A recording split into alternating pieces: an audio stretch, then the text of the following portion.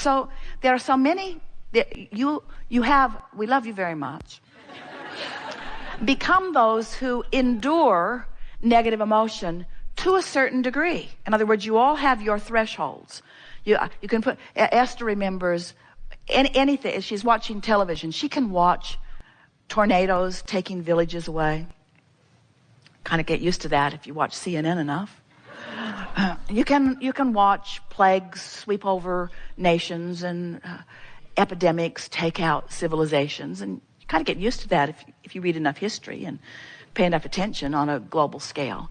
But let there be one child that is mistreated in the slightest possible way, and that means let's push the mute button, or let's change the channel. In other words, Esther's threshold was mass murder doesn't bother me so much. Individual abuse, I can't stand it. And we only bring that up because you all have your endurance levels, sort of depending upon what you've bumped up against.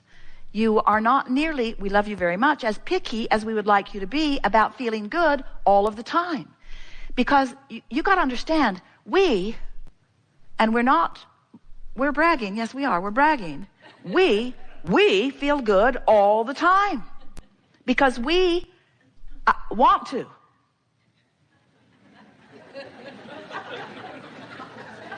And we don't see any reason why not to, since that's the part of the agreement that we are involved in. We hold vibrational maintenance with the furthest request that mankind or you individually have come to. We hold the vision that life has caused you to give birth to. And we hold it so powerfully that there is never a time that you don't have access to it. If you care about the rendezvous more than you do about justifying or rationalizing or being right or pointing. Are you following what we're getting at? Now, most of you are in a situation where what you are witnessing is aggravating, annoying. You can put yourself into a state of fear if you try real hard, but mostly you don't. And so you may have heard us say, you don't really do the work because it's not painful enough to you not to.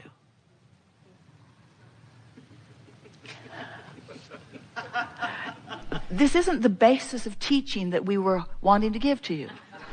In other words, it is not our desire that you wait until things are unbearable before you begin doing the work. But the reason that we're talking to you as we are in this way is because we know, we can feel who you are coming from all over the place. There are 63 countries playing with us here today. Nice to feel you all out there. Every state, all 50 states are listening in and participating. Jerry is listening from San Antonio and taking notes and enjoying. And what we are wanting you to realize as we are all playing together in this vibrational environment is that the larger part of you always reigns supreme. And anytime you are reaching for alignment with it, your life will be fuller and better in this moment, in this moment, in this moment, in this moment. And that's really what deliberate creation is. It's keeping up with who you are, or at least making an effort to keep up with who you are. And the more you do that, the more joyful your life will be. And the less freaked out you will be about exploring in the realms of the unwanted, because you came as physical creators and as physical manifestors, deliberately intending to sift through the data to give birth to desires. If you find yourself, and Jerry and Esther have heard themselves saying this a little bit in the last months. Now what? Now what? In other words, now what? What is life going to solicit from us now? Now what? Now what? Because dreams that we've held for a very long time are now manifested. Now what? Now what? Now what? What deeper, richer, more meaningful desires can be born? What desires can hatch to which we can find alignment that will cause a manifestation that will be over the moon thrilling, you see. And that's the thing that we want you to realize is available to you all day, every day. You are expansive, deliberate, genius creators. But we can only apply the deliberate word when when and if, when, we can only apply the deliberate word when you care how you feel as much as we care how we feel. Occasionally over the years, Esther has said, Abraham, I'm not in a good place, and I now understand that this negative emotion that I'm feeling means that I have caused a vibrational resistance, separation's too strong a word, between where you are and where I am. So if you were any kind of a friend or inner being or angel or God force, if you were half what you are cracked up to be, you would come over here where I am and hold my hand until I feel better. And we say, you're kidding, right? You want us to leave the vortex so that we can help you back in? How could that possibly work? Your only chance of feeling good is to know that we're here and feel for us. That's what your emotions are. Your emotions are your indicator of whether your emotions are your indicator of your success or lack of success, of aligning with who you really are or not. Are you getting this? So did we tell you the story? You were source energy before you came into this physical body, and the larger part of you still remains the source energy that you were before you came into this physical body. So it wasn't before. It's not that you were source energy and then you come into this physical body and then again you will be source energy. The larger part of you remains source energy while this personality comes forth and becomes the leading edge pioneer of sifting and sorting and expanding. Expanding of what? Expanding of the wholeness of who you are. So you cause the expansion of the source within you, and then the source within you holds steady the vibration, holding bright the light, holding bright the signal, holding bright the feeling, knowing the well-being that you've added and added and added and added so that you can feel your way into alignment, because that's what rings your bells.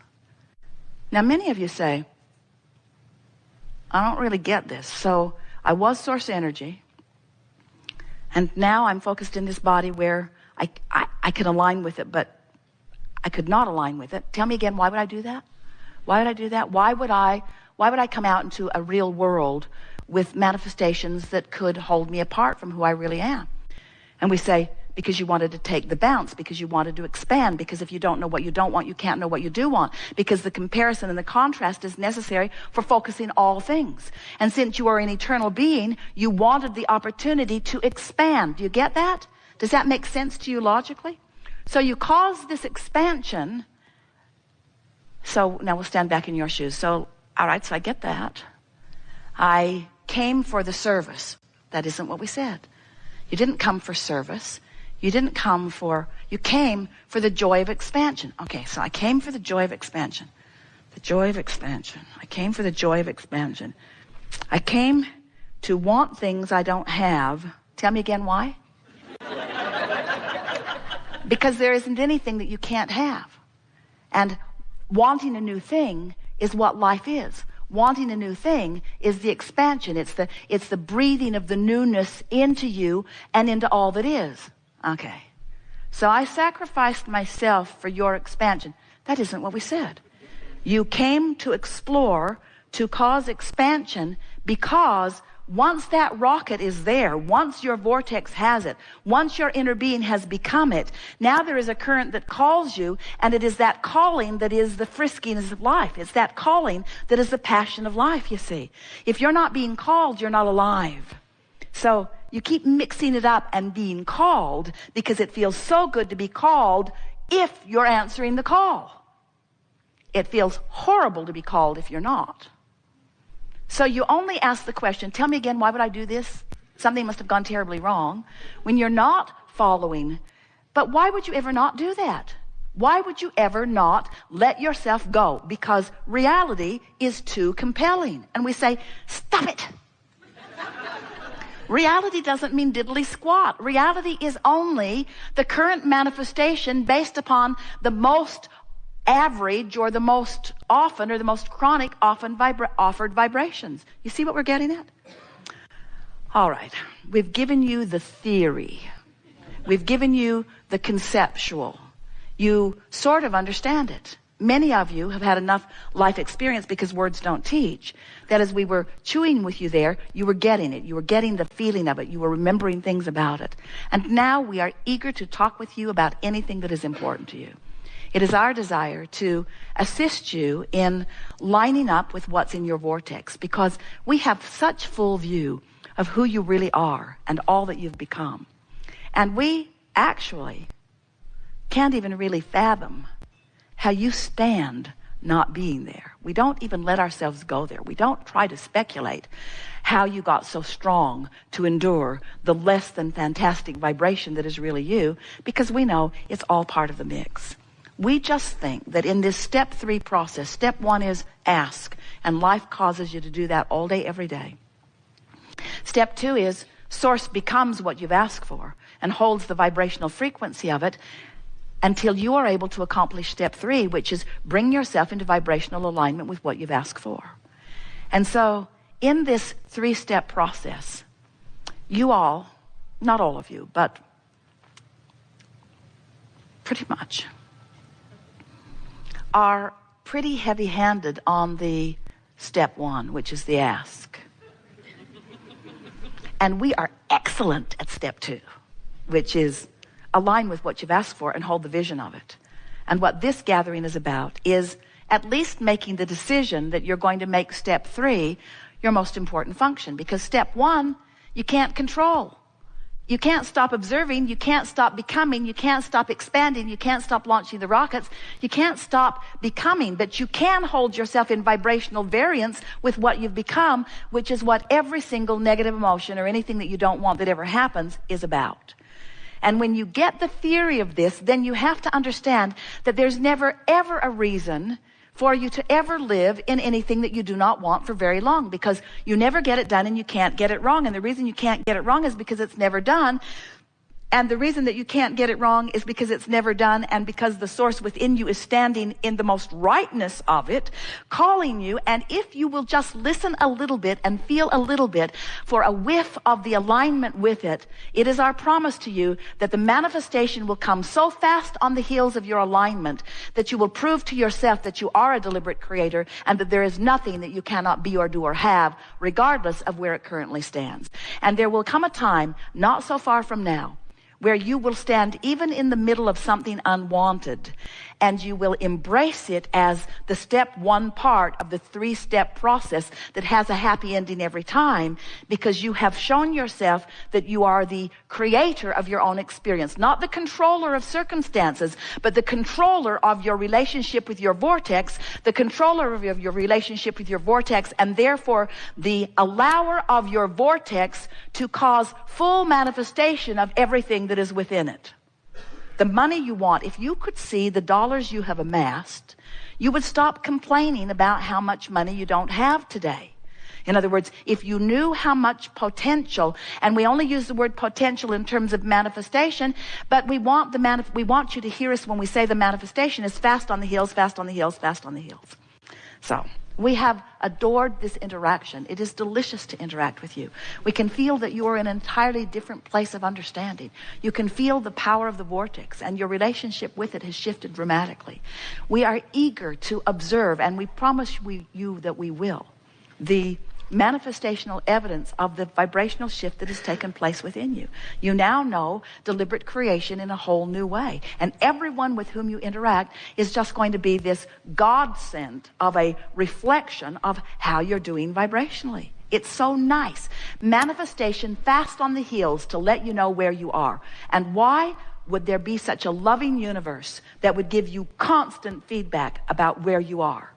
Because you're supposed to feel good. Because it's right that you feel good, that it's natural that you feel good. There is great love here for you.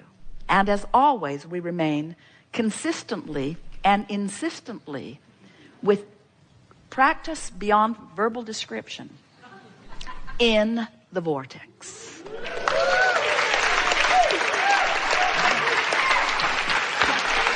Yeah. Have a nice day. Very good. Yeah. Yeah.